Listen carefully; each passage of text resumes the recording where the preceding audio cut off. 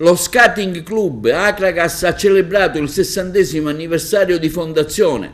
Quella dello Skating Club Acragas è una storia lunga 60 anni, una storia rievocata dal presidente Lillo Argento nella cerimonia di premiazione svolta sabato scorso nella Sala Rosa del Teatro Pirandello di Agrigento alla presenza dei rappresentanti di CONI, Panathlon e Comune.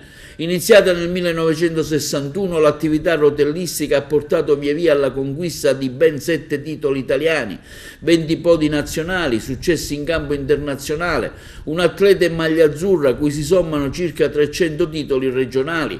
Nella sua prestigiosa attività figura anche l'organizzazione ad Agrigento lido di 7 meeting internazionali di pattinaggio artistico, ci rivolgiamo agli anni 70, insomma un palmarès e un'età che collocano lo Skating Club Acragas come il sodalizio sportivo ancora più attivo, più longevo in città, con atleti che hanno portato tanta luce allo sport.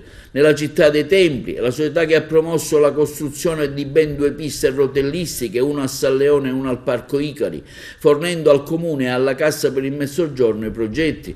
Nel suo direttivo la società ha annoverato esponenti di spicco, quali il provveditore agli studi in Pallomeni, il professor Vincenzo Reale, il direttore del San Giovanni di Dio Ciumè, persino il presidente della regione Angelo Bonfiglio, quale presidente onorario. Un riconoscimento particolare alla società riservato al CONI, rappresentato dal delegato provinciale Antonello Attanasio, e al Panathlon, ritirato dal presidente Gerlando Amato. Un riconoscimento andato anche al comune di Agrigento. Tra i premiati della serata figura anche l'atleta più rappresentativo della città, Giuseppe Sciumè, che ha colto 5 titoli italiani, 3 podi nazionali, vittorie in Coppa Europea, in gare, in campo internazionale, compresa una in Belgio con la maglia azzurra.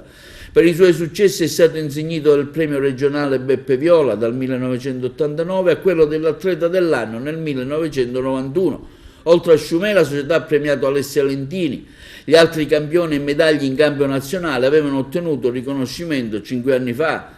Gli altri premi lo skating li ha conseguiti da alcuni dirigenti che nel frattempo hanno contribuito alla crescita della società, come Emilio Scalzo, alla memoria, Enzo Migliore e Dino Sciumè, Maurizio Di Mauro, Lanfranco Lantieri. Un ricordo dell'evento è stato consegnato anche al dirigente in carica Alfonso Craceffi e a tutti gli atleti oggi in organico.